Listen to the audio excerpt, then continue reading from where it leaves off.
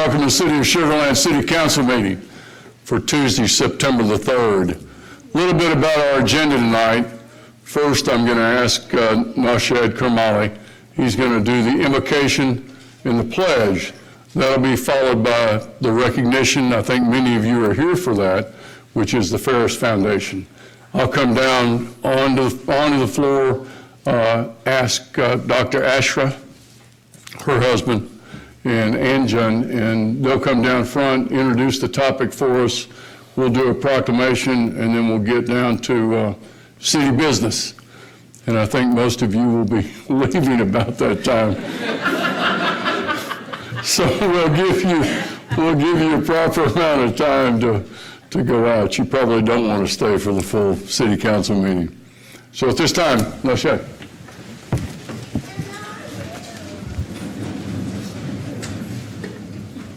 Will you please bow your head as I pray?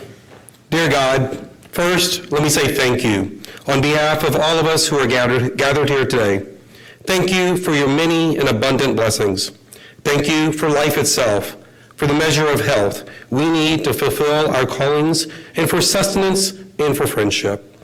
Thank you for the ability to be involved in useful work and for the honor in bearing the appropriate responsibilities. God, we ask you to watch over our first responders of our fantastic city, and also those first responders who are in the path of Hurricane Dorian. We ask that you keep everyone safe as these citizens deal with Mother Nature on the East Coast, and you keep them out of harm's way. As we enter into the golden month of Childhood Cancer Awareness Month, we ask that you keep all of those who suffer from this horrible disease healthy. And you help the doctors, the nurses, the researchers heal and find cures for these young children of ours. We ask that you guide us along the right path. In your name we pray, amen. Amen. Please join me for the Pledge of Allegiance. I pledge allegiance to the flag of the United States of America and to the republic for which it stands, one nation under God, indivisible, with liberty and justice for all.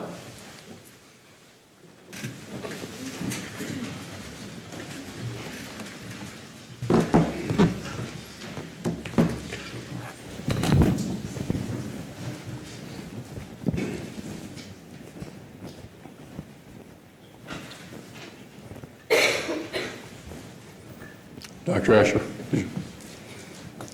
for you, Anjan.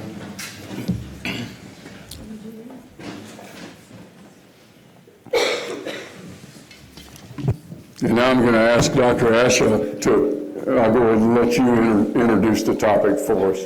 Rather than have me read it, I think it'd be better coming from the heart. Thank you. I'm sorry that I'm not facing you, but please know that I'm carrying you in my heart as I speak to the audience. On behalf of Forrest D. Virani, who is the Chief Angel Officer for the Forrest Foundation, who's Shimmering Light, Triumphant Spirit. I'm going to do this for the higher part. Whose shimmering light, triumphant spirit, and magical way of being guides, informs, and inspires the work of the Forrest Foundation on behalf of every child and every family that has experienced the reality of childhood cancer, on behalf of the angels who hover over us, gently telling us, stay brave in your heart, stay steadfast in your soul, because through it all, grace abides. And on behalf of all of you, I was worried nobody would be here, and there's so much of you. So on behalf of the circle of love and circle of light that surrounds Forrest and the work and the childhood cancer community, on behalf of all of us, our deep, deep gratitude to all of you for having the moral leadership to recognize the work of the Forrest Foundation, especially this month of September, which is Childhood Cancer Awareness Month. The Let There Be Gold campaign is the Forrest Foundation's response to childhood cancer. When Forrest was undergoing his treatment for a very rare bone cancer, Ewing sarcoma, he noticed that there was no gold, which is the official color of childhood cancer awareness. He noticed in September nobody recognized the month as they rallied around other causes in the public and in the corporate world.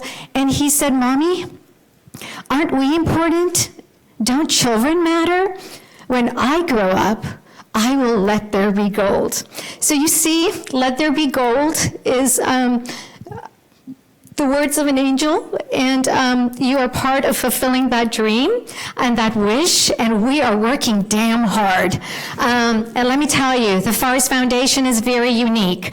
It's unique, well, first of all, we're in Sugar Land, so we're very unique for that reason, but we think of our work as a work and labor of love. We give all our heart, we give all our might, we give all our faith to improve the quality of life of children with cancer. And we do this by our national educational campaign, which is the Let There Be Goal. We're so grateful to our partners like AT&T and Prime Communications, who give us a platform in 47 states to educate the people, to educate them, to advocate for childhood cancer, to support them, to have prayer circles, to support research, to be a meaningful part of this community. The Let There Be Gold campaign allows us to do the two things that we do, which is childhood cancer research. We do deep transformative investments. We have the first and only the world's comprehensive center dedicated to Ewing sarcoma. I encourage you to go to our website, theforrestfoundation.org, and learn about the work that's being done. It's like nothing in the world or the universe, because I think that heaven and earth are working together. The other thing that we work on is creating magic in the lives of children. Forrest, at the age of 4, said, "Art is my life, and writing is in my blood." And so we had to make art a part of a child's journey. We found that it was the highest form of hope and healing for Forrest's journey. So we bring magical programs to Texas Children's Cancer Center, to other cancer centers, and please volunteer in our activities. They're big, bold, full of light. When you enter and you leave, you are transformed forever. Thank you again for this beautiful recognition and what it means for the children and the families. I encourage you to please go to our website, become a part of us, join us, share your resources, share your time, share your ideas, share your wealth. We're growing. We have a lot of work to do. And actually, I have a proclamation today. Not only is the city of Sugar Land sweet, but from the Forrest Foundation, the city of Sugar Land is golden. So thank you so much. Did you want to add anything? No, that's good. Very good.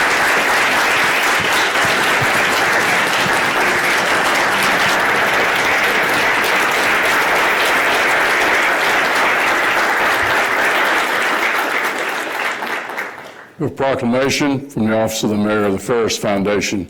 Let There Be Gold, Childhood Cancer Awareness Month, September of 2019. Whereas the City of Sugar Land is joining the Forrest Foundation's response to childhood cancer by proclaiming September 29th as Let There Be Gold, Childhood Cancer Awareness Month in Sugar Land. And whereas the Forrest Foundation, inspired by Forrest D. Virani, during his 3-year journey with a rare form of bone cancer, raises awareness and education around childhood cancer throughout the nation. And whereas childhood cancer continues to be the leading cause of death of children in the United States, the City of Sugar Land supports the Forrest Foundation's campaign and commitment to create brighter days and better treatments for children with cancer. Thank you. Congratulations. Thank you.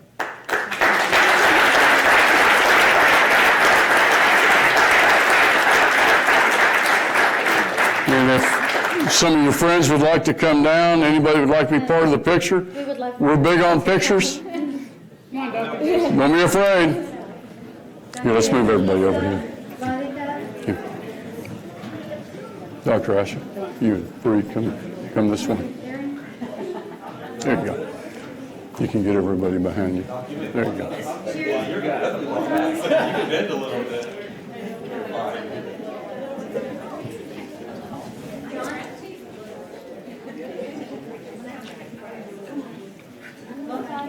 you go.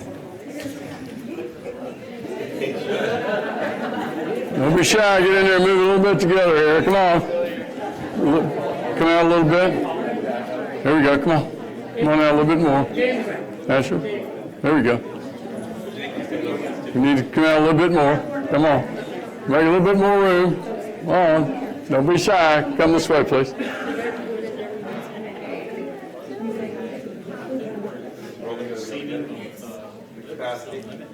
Okay. Here we go. You need to get up there in the front. Here, come around here. Roman, you get all that? All right, everyone looking up here, please. We're going to take a couple. All right, 1, 2, 3. 1, 2, 3. Last one, everyone look up here. 1, 2, 3. Great, thank you very much. You're very welcome. Good to see you too. Yes, ma'am. Absolutely. Yeah, good seeing you.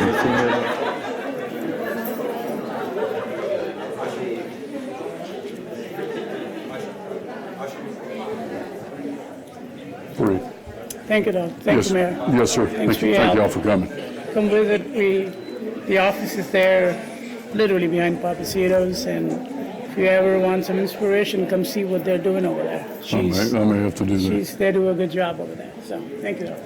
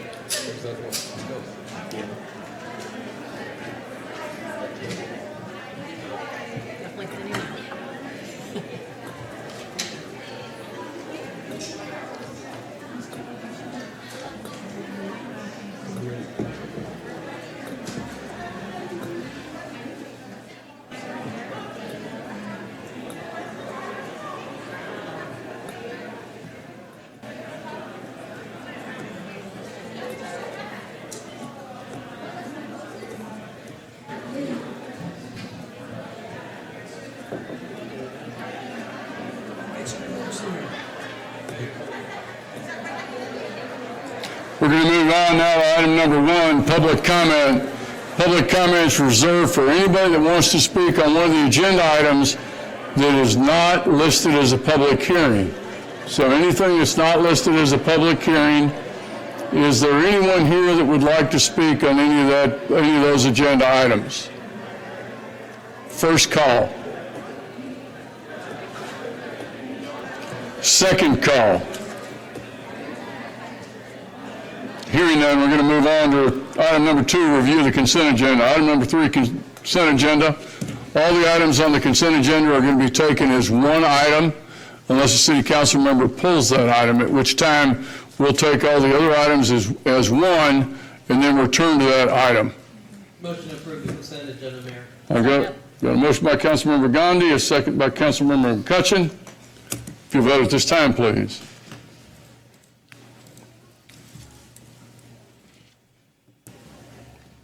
and it passes 7-0. Thank you.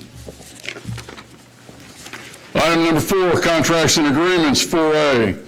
Consideration of and action on authorizing the execution of an agreement by and between the City of Sugar Land, Texas, and Ganaway Lake Estates Homeowners Association in the amount of $75,000 through the Sugar Land 4B Corporation Joint CIP Program for perimeter fencing along the east side of Bernie Road between Ragus Lakes Drive and Vine Hill Drive.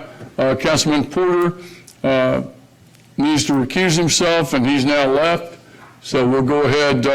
Catherine Turner, Compliance Manager. Catherine. Good evening, Mayor and City Council. Like the Mayor said, today you have the Ganaway Lake Estates Joint CIP project with the city for your consideration. This application was received on January 2nd and reviewed with the SL4B board on March 20th, at which point the board gave staff direction to move forward with the funding. Next, the 4B board approved the project's funding and finding resolution for $75,000 on June 19th. And as stipulated in this resolution, the HOA had to submit eligibility documentation before moving forward with the final agreement with the city that's up for your consideration tonight. These items included receiving consents to encroachment from the Bernie Road MUD, as well as providers with utilities in the utility easement. All of these were received on August the 7th. So to briefly review, this will be the second phase of a fencing project along Bernie Road between Ragus Lake Drive and Vine Hill Drive, with phase 1 of this project being included as part of the FY17 Joint CIP program. The total project cost just over $150,000, with $75,000 being requested from the 4B. So due to the road classification eligibility requirement part of this program, the 4B won't be funding any of the fencing project that is located on Ragus Lake Drive or on Vine Hill Drive. They will only be funding the portion on Bernie Road.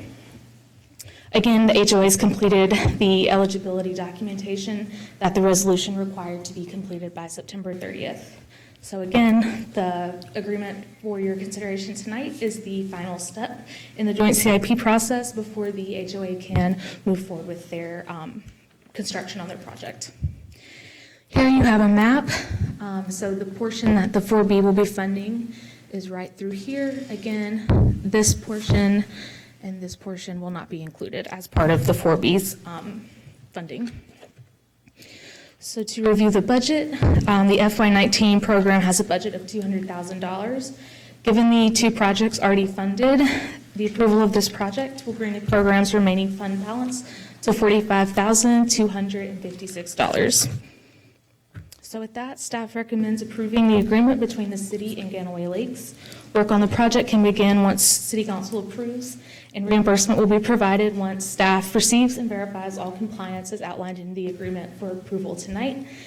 These typically include things like photos of the completed project, copies of invoices and receipts, and any copies of any permits required for the project. And I'd be happy to take any questions. Okay. Dinesh. Thank you, Mayor. I have a clarifying question. If the Project, for whatever reason, goes over budget or there's a change order that's required, do they then get to come back and seek the additional, out of the pot of $45,000 that's still remaining? Would they still be able to make up that shortfall, or how does that work? Unfortunately, given the total project costs for this project, they're at their maximum funding amount per the program's policy. The 4B can only fund a maximum of $75,000 anyways. So even if there's any change orders, it's understood that they would have to cover that. Okay, so our maximum, the 4B's portion, no matter what, is going to be $75,000. This is the maximum amount we can permit to this project. All right, thank you. You're welcome. Anything else? A little bit about the program, Catherine. It's funded out of sales and use tax dollars. It's the $0.25 that goes to the 4B. Council has decided that $200,000 is available. It's available by application. The criteria is up to a maximum amount of $75,000, but it has to be matched with $75,000 from the entity. Could be less, but again, the match has to be, it's a 50% match requirement. Correct. The maximum is 50% of project costs up to a maximum of $75,000. So that's how we've tried to equitably distribute that funding. Motion to approve? Motion to approve. I've got a motion by McCutcheon to approve. Do I have a second? Second by Kamali. You vote at this time, please.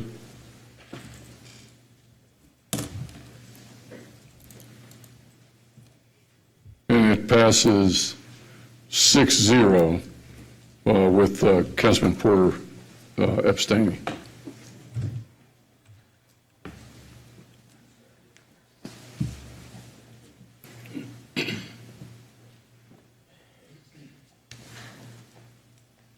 Welcome back. Thank you. Item number 4B, consideration of an action on authorizing the execution of a system water availability agreement with the Brazos River Authority in the amount of $812,041 for 10,279 acre-feet of water made available through the system operation permit. We have with us our own Katie Clayton, the Water Resources Manager. Katie? Good evening, Mayor and council members.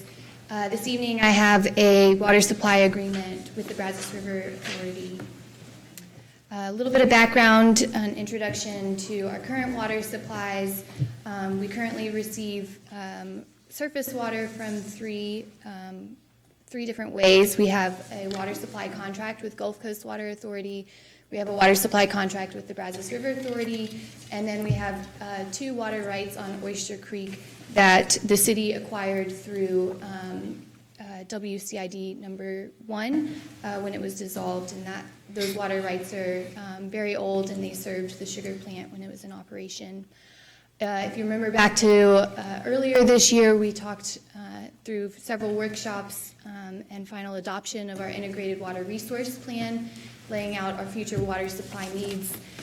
If you remember that, during that process, we talked about how through the IWRP, we were able to model the reliability and the risk of each of these supplies and understand and identify that it was important, should additional water supplies become available, to take advantage of those.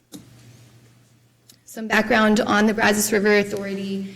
The BRA has been working for many years to provide additional water supplies for its customers through a system operation permit, which began back in 2003.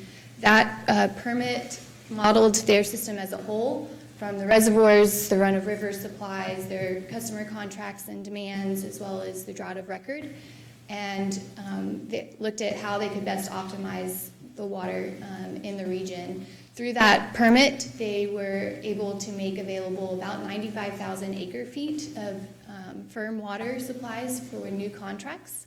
The City of Sugar Land requested approximately 17,000 acre-feet of new supplies, and in April, BRA informed the city that it would make available 10,279 acre-feet for the City of Sugar Land.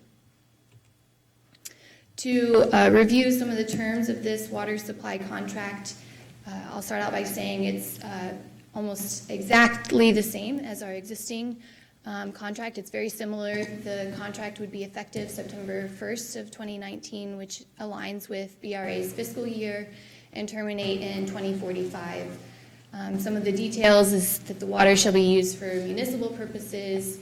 When the city needs that water, we need to notify BRA of the need so that they have the ability to ensure that the water is in the river when we need it, to and include some information like the diversion rate, the total volume, and the daily pumpage rate. This contract, similar to our existing contract, allows the water to be temporarily assigned to a third party with the approval of BRA. The contract cost is calculated based off of the volume of the contract multiplied by the system rate, and that system rate is reviewed and adopted by BRA's Board of Directors annually, and those payments are due at the beginning of their fiscal year, which again begins on September 1st.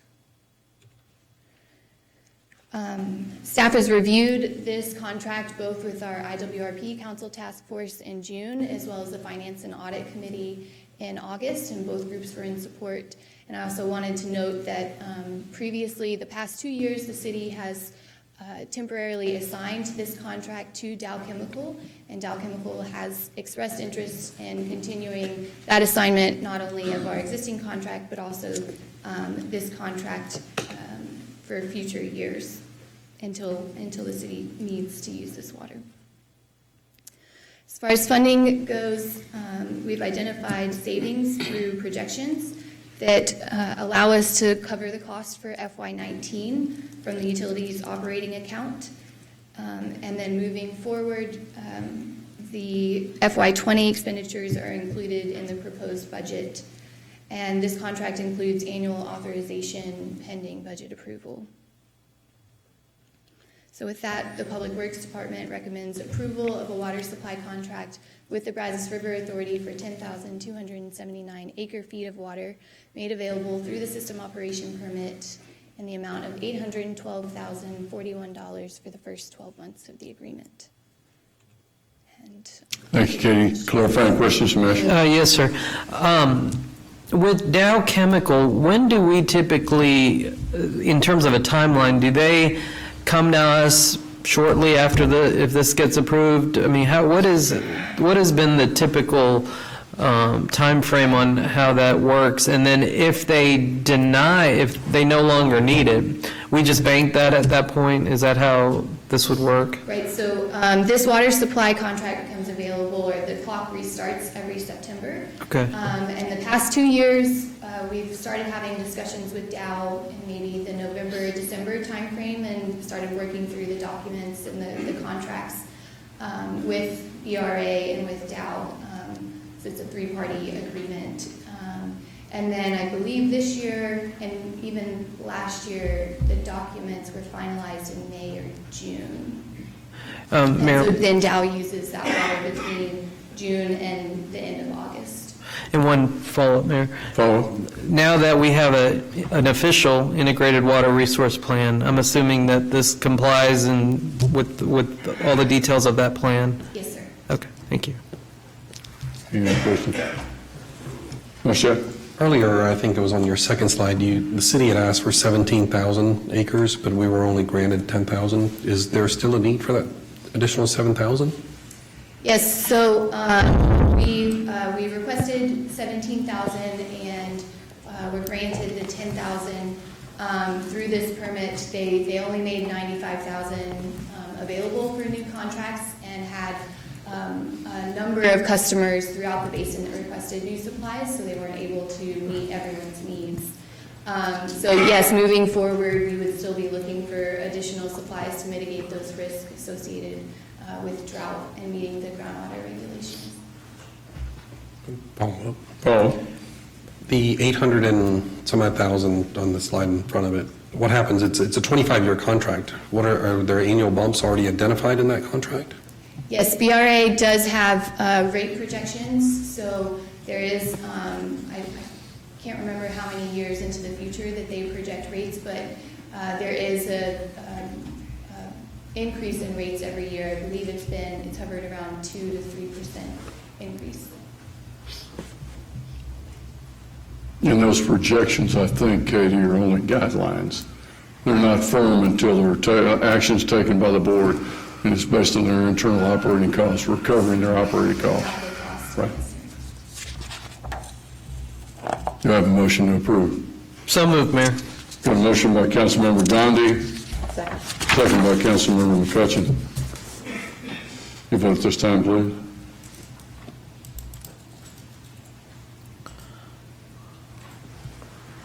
And it passes 7-0. Thank you, Katie. Item number 5, ordinances and resolutions. 5A, first consideration. Consideration of an action on the City of Sugar Land ordinance number 2168, an ordinance of the City Council of the City of Sugar Land, Texas, amending Chapter 3, Article 8 of the Code of Ordinances by adding provisions related to e-cigarettes. Nicole Solis, our Assistant Director of Environmental and Neighborhood Services. Nicole. Good evening, Mayor, Council. So, just as some background, I know we covered this just last week, but just as a reminder, we did have a workshop on May 21st where a local high school student presented information regarding the use of e-cigarettes. At that time, Council Council instructed staff to come back with regulations regarding the use of e-cigarettes, and then also take into account Senate Bill 21, which increased the minimum age for purchase of tobacco products to 21. So we had that workshop last week, and we didn't require any changes to the proposed modifications. So Ordinance 2168 will update the definition of smoking to include e-cigarette use. It will update the definition of tobacco bar to increase to the minimum age of 21. And then it will also include verbiage regarding e-cigarette use in the violations and sections penalty of that ordinance. And with that, the Environmental and Neighborhood Services Department is recommending City Council approve Ordinance 2168 so that we can bring our Code of Ordinances into alignment with state law and address the use of e-cigarettes. And I'd be happy to answer any questions. Councilman Porter. Hi, Nicole. I think you meant August, I'm sorry? the workshop? Yes, I'm sorry. Yes. Yes. Yeah, okay, So sorry. August 27th, sorry. okay. Yeah, I think we've got plenty of information to make a decision on this. Okay. Do I have a motion? Got a motion by Councilmember Porter. Do I have a second? Second. I've got a second by Councilmember Lane. Your vote is this time, please.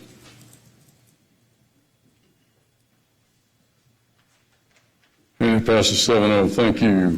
Thank you, Nicole. Item number B, first consideration. Consideration of an action on City of Sugar Land Ordinance number 2173, an ordinance of the City Council of the City of Sugar Land, Texas, amending Section 384 of the Code of Ordinances, City of Sugar Land, Texas, to comply with state law regarding dogs in outdoor dining areas of fixed food establishments, and repealing Section 136(2) F16 of the Code of Ordinances, City of Sugar Land, Texas, requiring a dog variance fee. Nicole, you're still up. I am back again. So we did approve Ordinance 2136 on September 18th of 2018. It was a complete and total overhaul of the city's food ordinance, and it included a variance process to allow for dogs on patios, and we outlined some operational requirements in that ordinance. Now, Senate Bill 476 does not allow us to have any ordinances that are more stringent than state law. So we are needing to make some changes. As you can see, I copy and pasted. So it is August 27th, last week, where we reviewed those proposed modifications during a workshop. So Ordinance 2173 will amend that section of our food code to mirror state law, and it will also repeal the section in our fee ordinance that's associated with the dog variance fee. And with that, the Environmental and Neighborhood Services Department recommends that City Council approve Ordinance 2173 to bring the Code of Ordinances into alignment with state law. And I'd be happy to answer any questions. Nicole, the only thing I'd say is our Texas State Legislature, and their clearly enlightened state, decided that they knew better than local elected officials what was best for our city. So at that point in time, in their enlightened state, can I have a motion to approve? Motion to approve. Got a motion by McCutcheon. Do I have a second? Got a second by Gandhi. Jacobson. Jacobson, sorry. Unless you didn't want to stick your neck out on that one. Just kidding, 7-0. Thank you. Item number D, first consideration. Consideration of an action on City of Sugar Land Ordinance number 2174, an ordinance of the City of Sugar Land. City Council, City of Sugar Land, Texas, amending the Code of Ordinances by amending Chapter 2, Article 5, Division 4, Section 2136, fees for various city services, Chapter 2, Article 6, Section 2141, fines and special expenses, Chapter 5, Article 8, Division 3. C. I am? C? Yes, sir, you skipped. Did I do C? I skipped? C. Oh, you're right, I wrote it down in the wrong place. Let me go back, and let's go to item number C, first consideration of an action on the City of Sugar Land Ordinance number 2170, an ordinance of the City Council of the City of Sugar Land, Texas, amending the Code of Ordinances by amending Chapter 5, Article 4, Division 6, Section 5138, Parking in Residence District, and 5139, storage of vehicles on streets to allow for on-street parking in storage of the city's block party trailer. Jessica Young, Assistant Director of Communications and Community Engagement. We have our own Cindy Dees here. Yes. That is going to introduce Jessica because she's never been before us before. That's right. As is our tradition, I'm here to introduce one of our newest staff members, Jessica Young. So just a little bit about Jessica. She actually does double duty. She teaches multimedia journalism at the University of Houston, main campus. Go Cougs. She also previously was the digital news editor for the Houston Chronicle before she took on a communications role with the Houston City Council. Before moving to the Houston area, Jessica was assistant city editor of the Corpus Christi Caller-Times and previously worked for other media outlets including NPR, Texas Monthly, Associated Press, the Huntsville Item, and the Brazos Sport Facts. She received her Bachelor's of Journalism from University of Texas in Austin and is pursuing her Master's in Journalism Extension Studies at Harvard. So, welcome to Jessica. Welcome, Jessica. Good evening, Mayor, Council, City Manager. As you guys have heard, there's a lot of interesting things going on in the Office of Communications and Community Engagement. And one of those exciting things is a project that we're working on with our Rockstar friends in the Parks Department. And so that project is the Block Party trailer. And so today we're here to talk about the parking of that trailer. So a little bit of background, we presented this trailer to you August 6th. And during that presentation, we explained that the Block Party trailer is essentially a party on wheels. And we provide not only the physical tools, but the opportunity to meet your neighbors. So that means that we are giving you a reason to go out and meet your neighbors, but we're also giving you a literal 6x10 trailer with inside you have games like Cornhole, Connect 4, but you also have tables, tents, chairs, anything that you would need to create a small block party and have a reason to meet your neighbors. So you can essentially have National Night Out any weekend of the year. So just as a refresher, again, this is what it looks like. It's the sugar cube. So that brings us to the action that we need today. So currently, one, the trailers are not permitted to be parked in residential areas, which is the heart of our program. And two, vehicles and trailers are not allowed to be parked for longer than 48 hours in residential areas. So you can see from the diagram of how the workflow goes, the trailer would be parked for longer than 48 hours in a residential area if the trailer is dropped off Friday afternoon and picked up Monday morning. So as a result, that leads to our action today.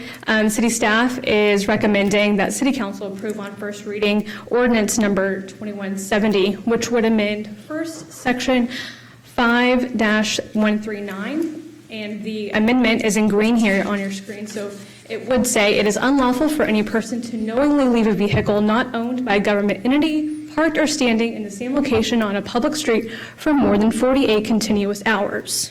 Furthermore, Ordinance number 2170 would also amend section 5-138, and again, the amendment is in green there, so that it would say, it is unlawful for any person to park or cause to be parked on any highway, street, or alley within a residence district within the corporate limits of the city, any truck not owned by a governmental entity with a manufacturer's rated carrying capacity in excess of 2,000 pounds, or any trailer, semi-trailer, pole, or house trailer.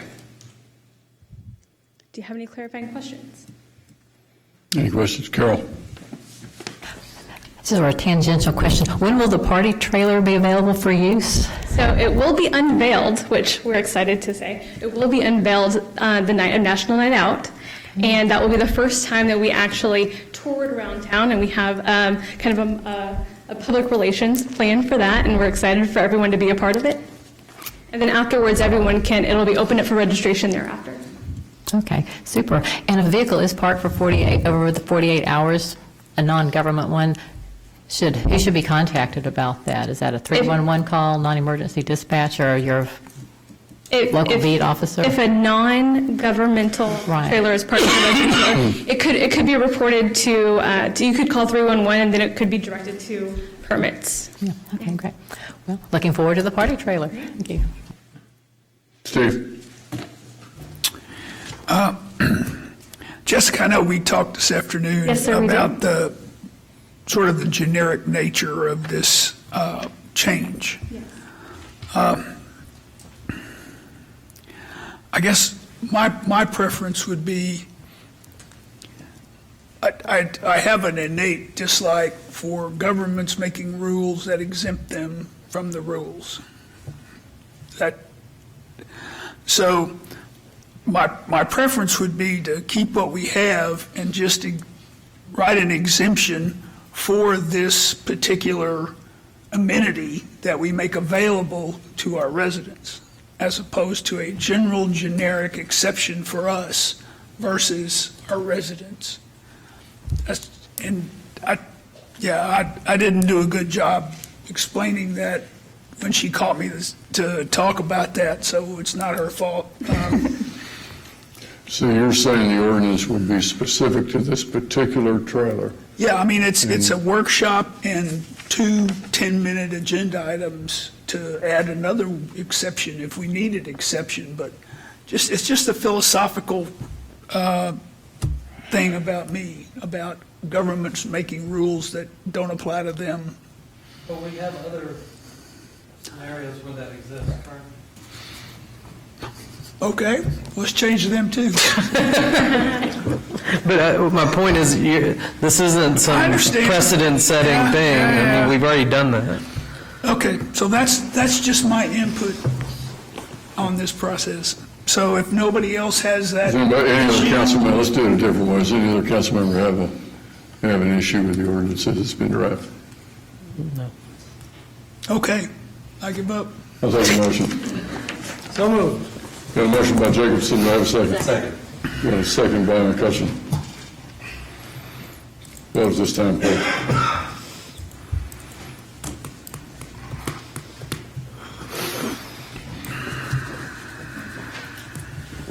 And it passes by a 7-0 vote. Thank you, Steve.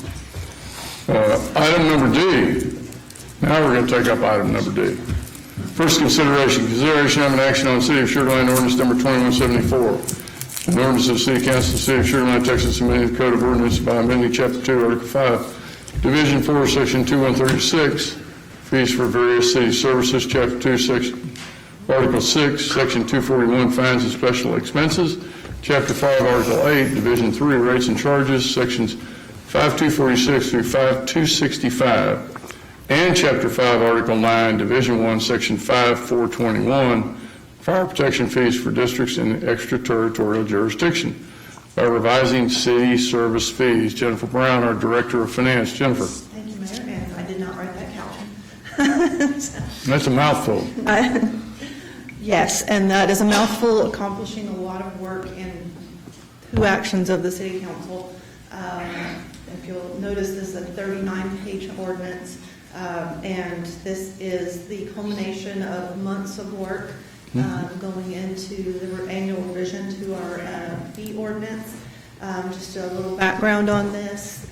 Every year, we look at our fees as directed through the financial management policy statements, and we compare them to our market rates and to make sure that, if we're having competition for any services. We look at the effects of changes in pricing on our demands for services, as well as the impacts to our users, and ensuring that adjustments to the rates don't result in actually a lower cost recovery based on less demand. We look at the recommendations to changes to the fee structure. We review those with the city manager and the city council based on the information that we've gathered throughout this process. And so we start this back in January, basically, for the next fiscal year. The policy statements say that the fees are adjusted based on the CPI annually, and so this year that fee is, I'll show that in the next slide. And the ordinance to adopt the fees is adopted concurrently with the annual budget process. The new fees are effective for all activity that are billed on or after the effective dates of the fees. So if the fee is effective January 1, any bill that is issued on or either after January 1, because since the city offices are closed, they would be subject to the new fee.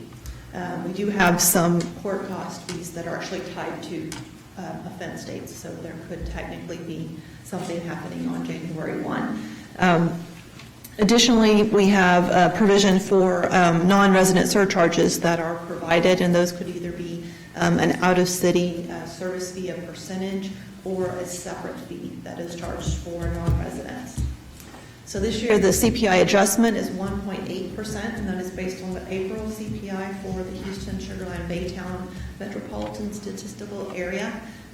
We have 393 fees that are being subject to the CPI adjustment, and where we can, we round to the nearest quarter dollar. In some cases, we're rounding to the nearest $10, whatever makes sense for that particular fee. But we don't want to be like giving a bunch of change and weird odd amounts if we can avoid it. So over the next few slides, I'm going to highlight some of the new fees along with a few key changes. Obviously, I can't cover the 39 pages of fees. We'll be here for hours, and I don't think you want that, but I do want to call out some changes. So we'll start with a very simple fee in the city secretary's office, which we will now be charging $6 for provision of notary services to the public, which we have not previously charged for. In the airport, we have one new fee. That is a fuel flowage fee, and that is would be charged in the case where we have someone other than the city build a fuel farm at the airport. And then while we would not be selling the fuel, we would be charging that fuel flowage fee on a per gallon basis. So it's not something that we currently have, but it allows us to have that set up in the future. They also have modified fees for their lavatory service fees, international garbage, and adjustments to both the rates and gallons, minimum gallon of fuel purchase charge for things like the ramp fees that they charge. And that's going to be different based on the size of the aircraft that is coming into the airport. All right, so in the permits area, and if you'll recall, earlier this year in June, we adjusted the permit structure due to state legislation that passed that prohibits the valuation-based charges for permits for residential construction. And so we created a square footage-based structure at that time. And we also advised that we may be back for further adjustments as we implement the new structure. And so over the last few months, overall it has worked well, but we've recognized that there are certain types of permits that the square footage fee structure just is not really the best way to do that. And so we've come up with a flat fee structure for things like fences, foundation, roofs, pools, generators, and solar permits. There's 6 different permit types, so that they each have a flat fee, and then where there is a plan review, there's a plan review fee associated with those as well. This is the one fee in the ordinance that will be effective October 1, or not one fee, 6 fees. It's 6 separate fees, but this one section will be effective October 1. Everything else in the fee ordinance is effective January 1. And then for everything that's not valuation-based on permits, other than the CPI adjustments, based on our discussion earlier this year with City Council, we have implemented, our former building official recommended that we look at a 10% increase to the non-value-based fees so that we can ensure that we're recovering the cost of services being provided in that area, because we're not seeing necessarily the values coming forward, but there's still a lot of volume of activity. And so where we saw in those fees, we've made different recommendations.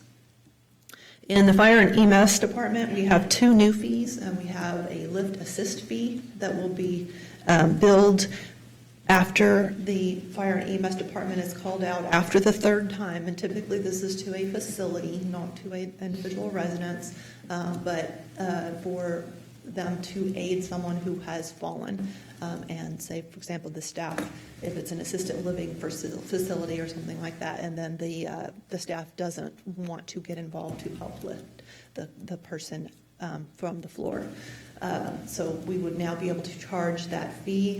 The idea here is to help control the cost of the services, of having the demands for service placed on our providers to go pick people up off the ground where there are other options available, and start to recover costs from that, because we're not able to bill that as a transport. And so setting this fee will allow us to do that. We also have a deceased on-scene fee that we'll be able to bill when we are not able to transport a live patient to the hospital, and this allows us to bill Medicare and Medicaid for that transport, which we're also not currently available or allowed to bill just the normal transport fee. On the rest of the EMS rates, we have recommended matching Fort Bend County's current rate structure for ALS 1, ALS 2, and BLS, along with the supply fee and some other new fees. I can't remember them all at the top of my head, but we did review all of that during the budget workshops and with the Finance Audit Committee. For solid waste and utilities, we have a 2.5% contractual increase from the Public Services contract. We're applying that to all residential accounts beginning January 1. So the rates will go from $18.91 to $19.38 per month. We also have in the utility fund, utilities and surface water rate increases that we discussed during the budget workshops. And this will help us prepare for our meeting the 60% mandated groundwater reduction requirement.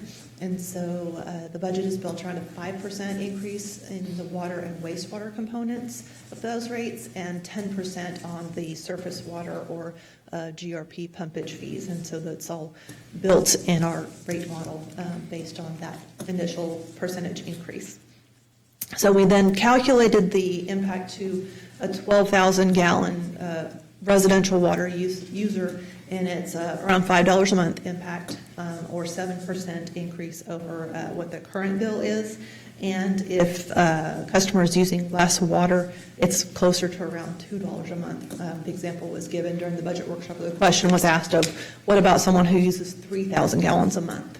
And it's around $2 a month, but it's a 6% increase. So it's a smaller dollar amount based on the volumetric use. There were several more impacts to our fee structure as a result of the recent legislature.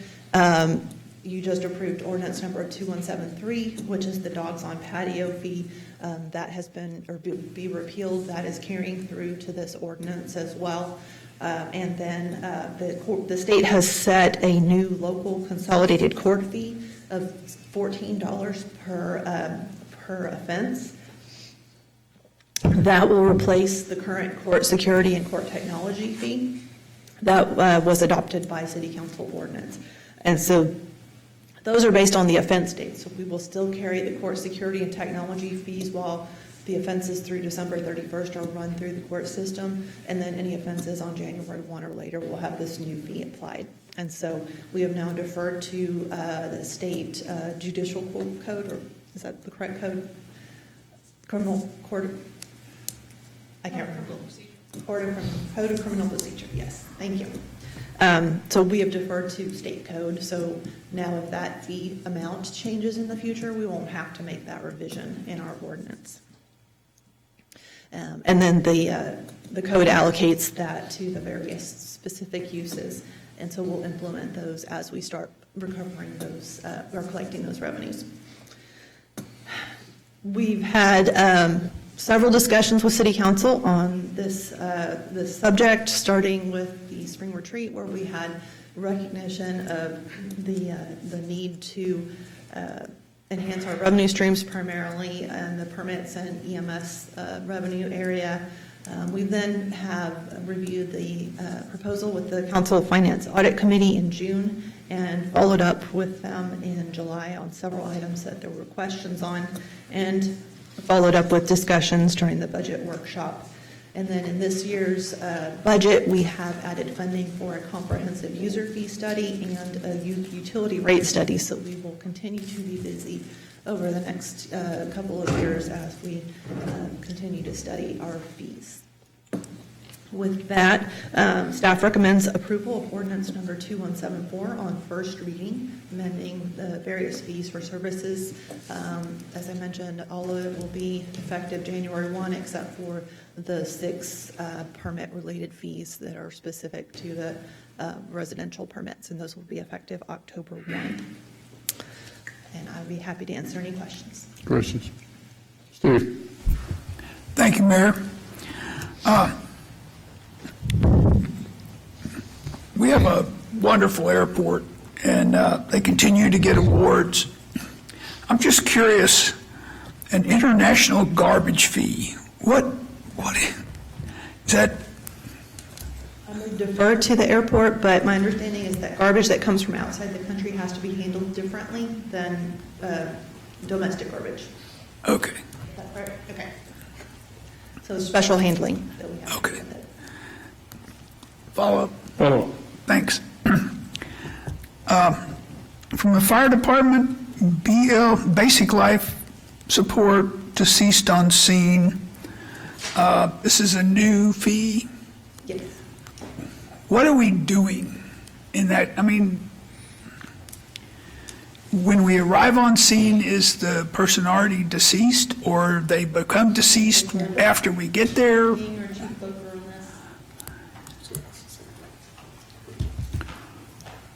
notice everyone in the audience is all ready to answer questions. They're all here specifically for this ordinance because I can't answer 40 questions. It's all right. 40 pages worth of questions.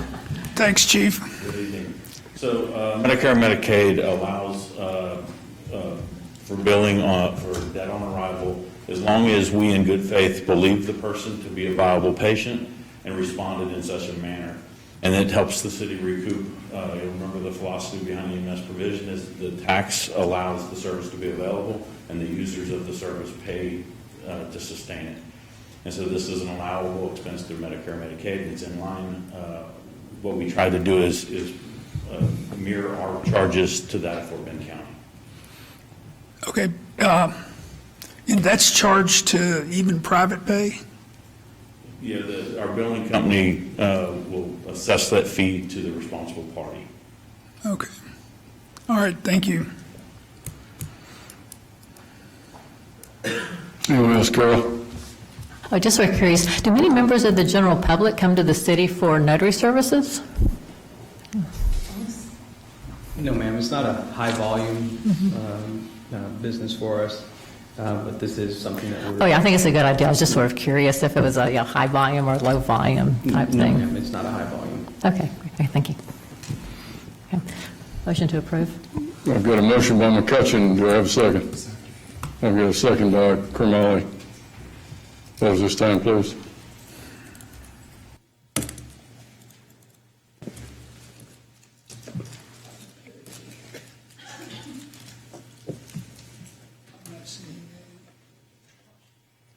Let's go with the hand vote, please. Right hand, approve. That passes 7-0. Item number E, first consideration of an action on City of Sugar Land Ordinance number 2176, an ordinance of the City Council of the City of Sugar Land, Texas, approving and adopting the 2020 service plan, the 2019 assessment roll, and levying assessments for the 2019 calendar year for property located in the enclave at River Park Public Improvement District. Ms. Jennifer Brown, our Director of Finance. Thank you, Mayor. So if you'll recall, at last week's meeting, we had a public hearing on the proposed assessment for the enclave at River Park. Some of this presentation is carryover just for public information on that, and I won't go through it all other than to clarify that this PID was created in 2014 and is similar to a MUD, but more efficient because we're eliminating a layer of government as the City Council serves as the governing body of the PID. So the development agreement with the developer stated that we would reimburse once the assessed value hit a certain threshold, and so they've hit $37 million last year, and we reimbursed the developer for $2.125 million. And we paid that through both the issuance of debt and through a cash payment where we've accumulated funds since the creation of the PID. And so we financed the debt over 15 years, and the assessment will now go along with the retirement of that debt. So we'll have the assessment will go away once the debt is paid off. This year's assessment will be $740 per lot. There are 139 lots in this development, and this assessment is a 24% decline from the 2018 assessment, which was at $970. The city is putting in 50% of the property taxes that we collect from the properties in this area, similar to how we handle other in-cities MUDs, and so we're treating these residents the same way. And this assessment is billed on the property tax statement that is sent by Fort Bend County for the tax bills. So at the public hearing, we had no one speaking.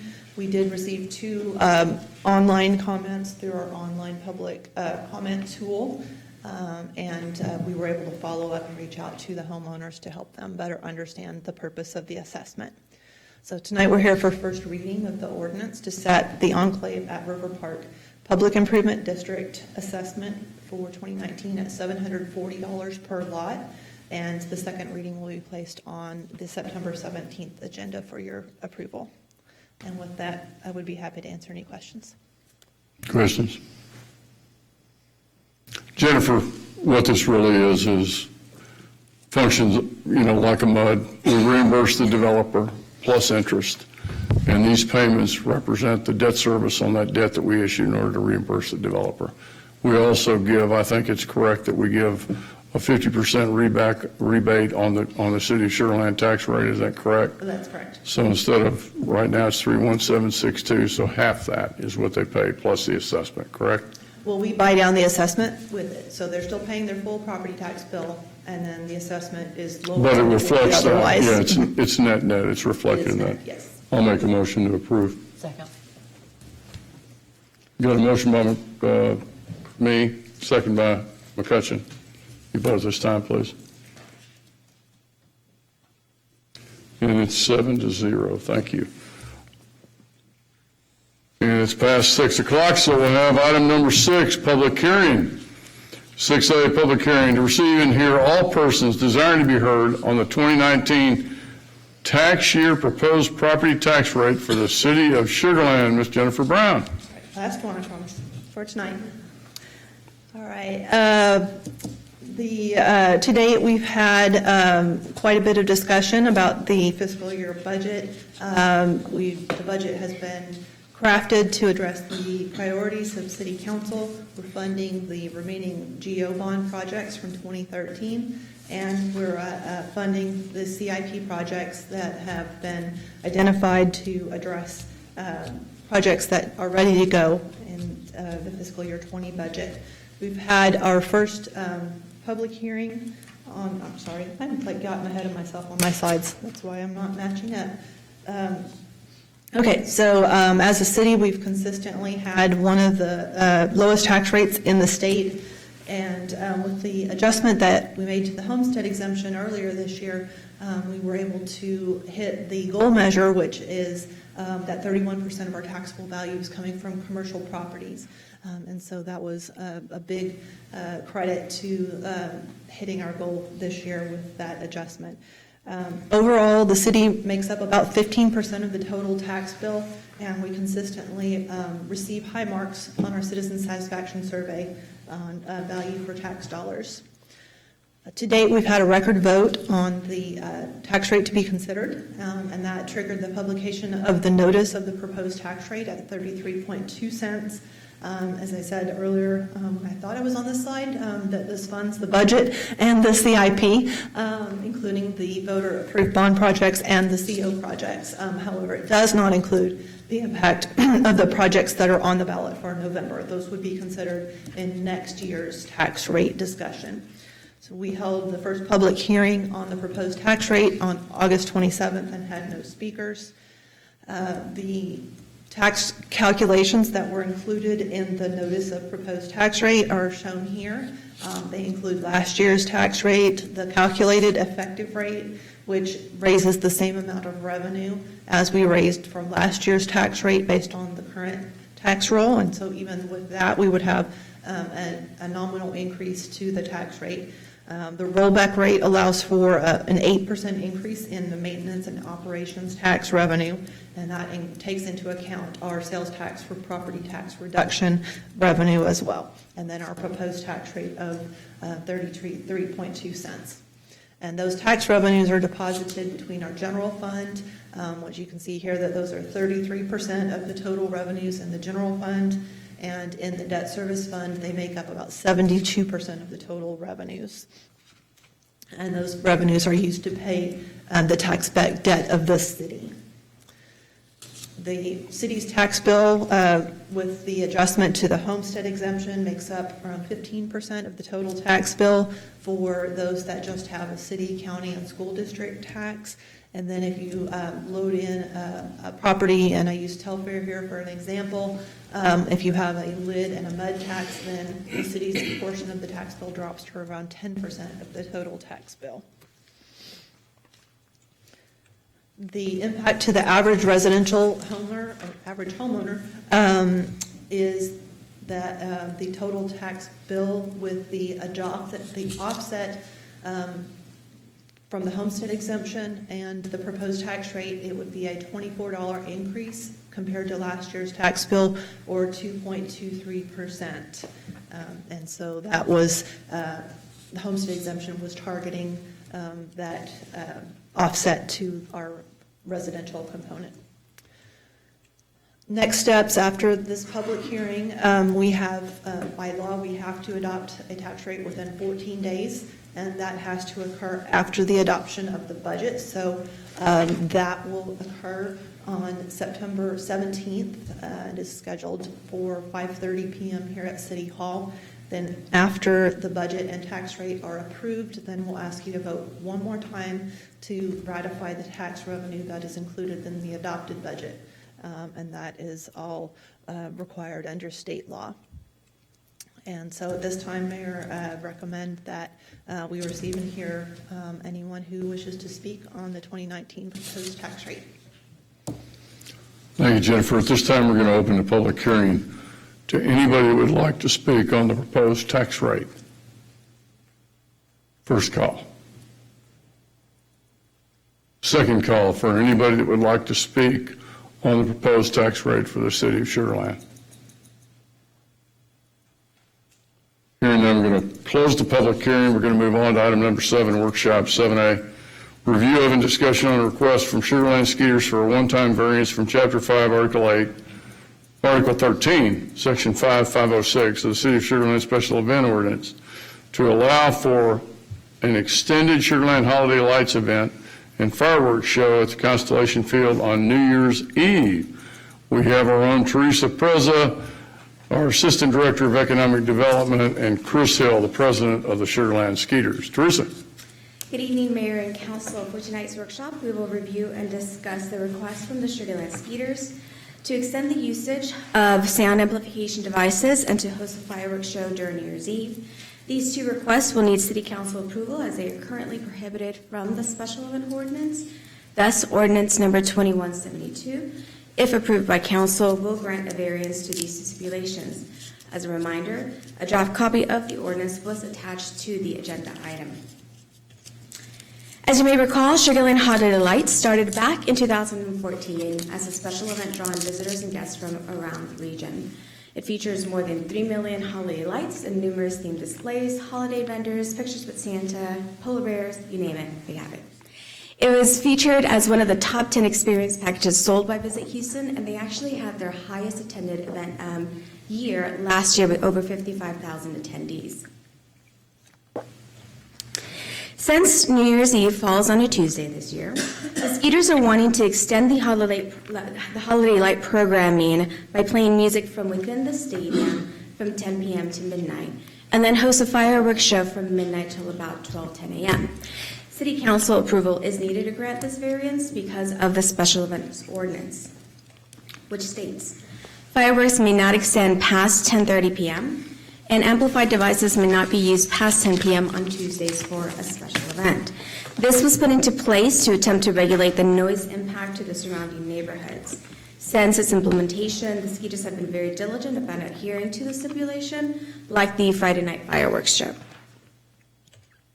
Therefore, for Council's review is draft ordinance number 2172, which would allow for a one-time exemption from the prohibition of fireworks at Constellation Field after 10:30 p.m. to put on a fireworks show from approximately midnight to 12:10 on January 1st, 2020, and also a one-time exemption from the prohibition against sound amplification devices at a special event at Constellation Field, once again, after 10 p.m. I would like to point out that the maximum noise levels will remain the same as outlined in the ordinance. We're not letting them go louder, we're just letting them go longer. Of note, the Sugarland Skeeters will still be required to submit for a special event permit that would allow for the Event Review Committee to review the safety and logistical plans of the event. Representatives from Fire, PD, Traffic, and Public Works met with the Skeeters to discuss preliminary feasibility, and it was determined by all parties that the event could safely be executed. Any costs associated for city services would also be the responsibility of the Skeeters, which means that no general fund dollars will be spent to execute the event, the extension of sound, and or the fireworks show. It'll be the responsibility of the producer. With us this evening, we have Christopher Hill, Sugarland Skeeters president, who can share a little bit more about the event's vision, as well as some preliminary conversations that he has had with some of the other stakeholders. Mayor, Council, City Manager, City's Council. I want to thank you all for having this opportunity to have us present this. As you all know, for us, it is pivotal that we're always increasing and developing new events at the ballpark. We originally, when we first began, it was 100 events, and now we're averaging over 220 events. And one of the things that has been a huge highlight for us over the past several years has been holiday lights. Last year, we saw over 50,000 people came last year. The year previous, it was a little over 30. So the growth of this event has become a traditional event for our community, for our region, and we want to expand upon that by taking a traditional day that is one of holiday and celebration and have it in our park. And we need your help to do that. And we've talked to the folks, I'll get to the other parts, I'll get to it. We've talked to the folks in the region to make sure, I've been coached very well in this, so I'm trying to do my best. We have talked to the airport, Union Pacific, those that are surrounding the area business-wise. We also will be communicating to the folks around the community, not just Imperial, but the rest of Sugarland, to make sure they view it as their event. So we're working on that as well. Did I miss anything? Okay. Perfect. That's great. As far as next steps are concerned, if it's council deems so, we will have our first reading of ordinance number 2172 on September 17th, followed by a second reading on October 1st. With that, any clarifying questions for staff? Commissioner. A couple of questions, and maybe Chris, if you don't mind answering a couple, because it may be a little more operational. I know that the Holiday Lights event is a ticketed event, right, for all the other days. So on the New Year's Eve, is that a kind of a special evening that you're doing differently than? It will be operated the same, and Matt, correct me if I'm wrong. It will be operated the same. Essentially, it would just be an extension of the 2 hours. So traditionally, it would be run the same way. There are some special things we do to having the lights syncing up with fireworks and things of that nature, but from an operational standpoint, it's the same event, just extended. But correct me if I'm wrong, but I think when I went, you walk on the field, right? Correct. Currently, and now if you have the fireworks, do you anticipate the crowd would still be in the field, or would they be seated? Based on fire marshal standards, they would be removed from a safe area to make sure, like no one would be in the playground area. Matt's in charge of all that. Hi, Matt. So talking with the fire marshal, we would put people on the outfield, and we would also remove lights. If you've been to Holiday Lights, we dress up all the lights on the seats. We would remove those for seating for that night for the fireworks. So, thank you both, appreciate it. This is a question for staff. The way the ordinance is written, it talks about approximately. So is that buffer in there in the event they're delayed? And my concern being that if it's, we're waiting for a little rain to pass and then it becomes not 12 o'clock, but it's 1 o'clock, the term approximately can be somewhat vague. What was the thought process on that? So we are actually just accounting for, it's actually very strict if you follow the schedule of the events. So midnight will strike New Year's will strike at midnight. Fireworks will be launched. It's a 10-minute show. And then at 12:15, that 5-minute window, is just to allow them to be able to amplify sound for people to exit safely, exit to the left, make any necessary announcements that they might need to do so. If the event extends beyond midnight, if they can't launch the fireworks at midnight or they can't do whatever they need to do at the midnight showdown because of weather, then it would be a decision that they would have to make as to whether or not they can pull forward with any implementation of the fireworks activation, but we will not let them go beyond the 12:15 sound barrier. Okay. All right, thank you. Anyone else? Are you guys okay with the ordinance coming forward as it's written? Thank you, Teresa. Thank you. Item number 7B, review of and discussion on an emergency water supply contract by and between the City of Sugar Land, Texas and Fort Bend County Municipal Utility District Number 116 to maintain a supply of potable water for use during an emergency situation. We have our own Terrell Smith, the administrative manager. Terrell. Good evening, Mayor, Council, and City Manager. So we're here to talk about emergency water supply agreement with Fort Bend Municipal Utility District 116, which is a little bit of background about the community. They are located on the southwest side of the city's boundary. I also have a map that I'll show you guys, give you a little bit more details on it. They are located in the city of Richmond's groundwater.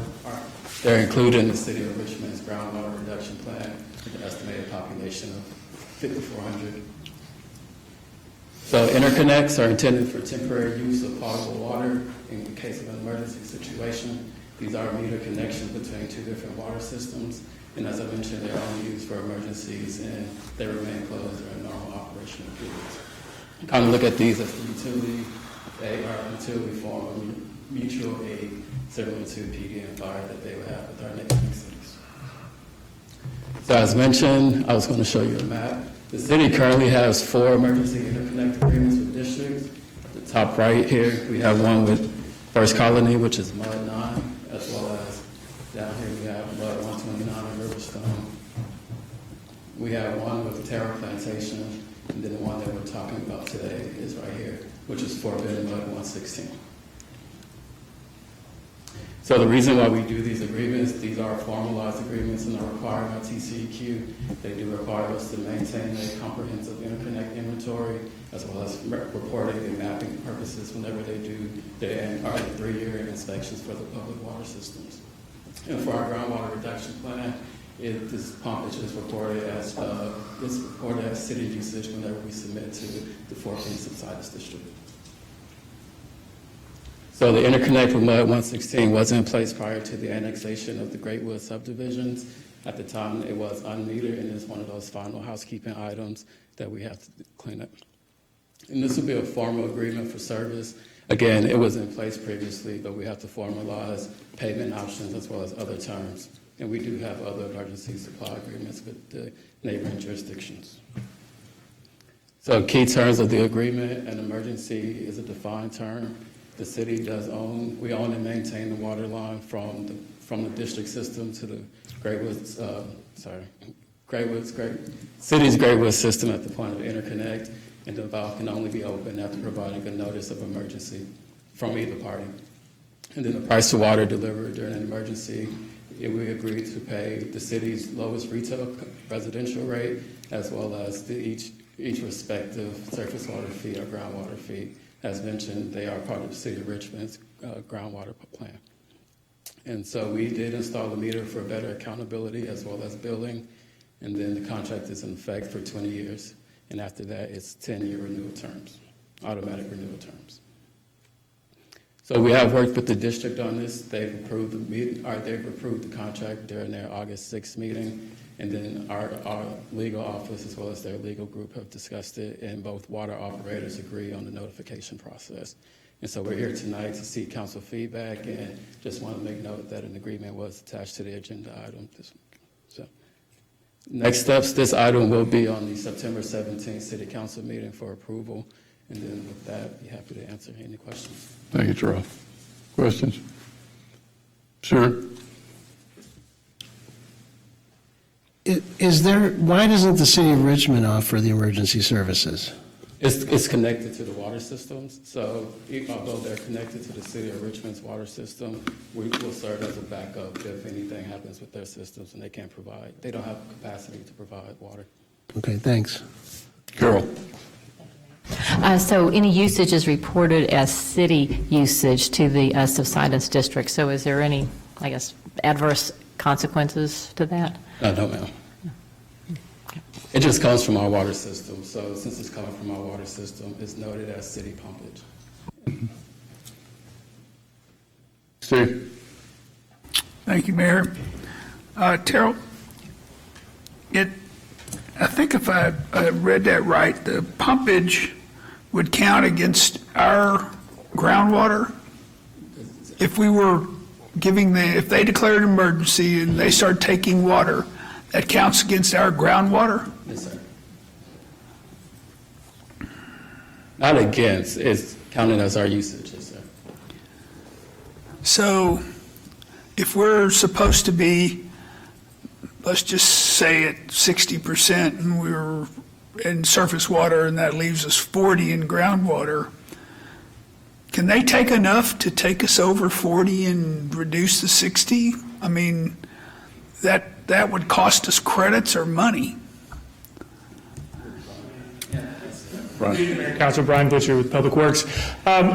So 2 things to keep in mind. The answer to your question is yes, but this is only for an absolute emergency. This is something where the alternative is they run out of water, and we don't want that to happen. Right. Secondly, it's 4,000 people. We're over 100,000.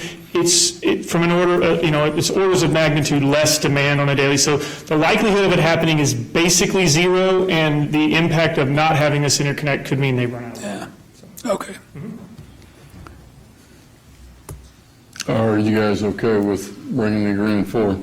Terrell, if you bring it back to us as an action item. Thank you, sir. Thanks, sir. Item number 8, City Council City Manager reports. 8A, Council Member reports. Jennifer, I'll start with you.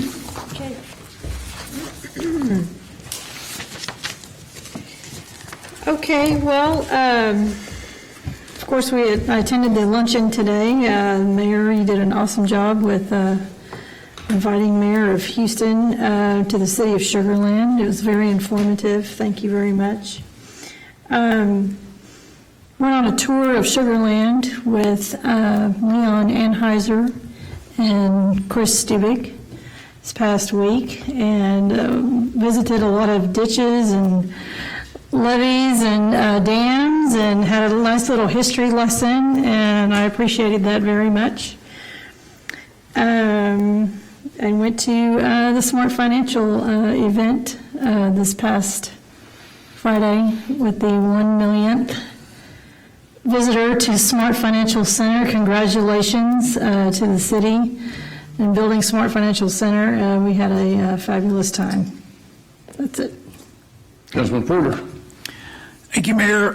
Myself, along with most of our colleagues, had attended the Aga Khan Council EID luncheon. Very good event. I spoke with the president of Ashford Lakes HOA concerning the condition of their perimeter fences, upcoming Belknap Brookside annual HOA meeting, and ribbon cutting and grand opening of the UH College of Technology in Sugar Land. Thanks, Steve. Mashed. Mayor, I also attended the E-program this past Saturday, and then I hosted, later on that day on Saturday, hosted a local title company at beautiful Constellation Field and enjoyed a baseball game with them. Also attended the 1 millionth customer at Smart Financial with several of us there, and that was a lot of fun. And obviously I was at the luncheon today where you and Mayor Sylvester Turner did a great job for both representing our city and in our area. And I'll continue my newbie trainings. That's what I've been doing. Carol. Well, it's all been covered, except I'm the new president of SLDC, so I facilitated the first board meeting today. Ramesh. Mayor, most of the events Already said, so I won't repeat, but the one that was a little bit different for me, I met with about 14 to 15 scouts and their parents that were out of Telfair the other day. And if you haven't spoken to a scout group recently, they asked some really interesting questions that you probably don't think about, but they're really good questions. So, you know, it was very enlightening, and they're a bunch of good young kids who are trying to be part of this contest that essentially they're trying to find solutions for city problems. So I invited them to come to a council meeting, especially if we have a topic that may be of interest for them for their project. But it was fun doing that. So. Great. Stuart. In addition to a couple of the meetings that have already been mentioned, I did have the opportunity to speak with representatives of Republic Waste, who I asked them quite a bit about recycling and the state of recycling in our city and internationally.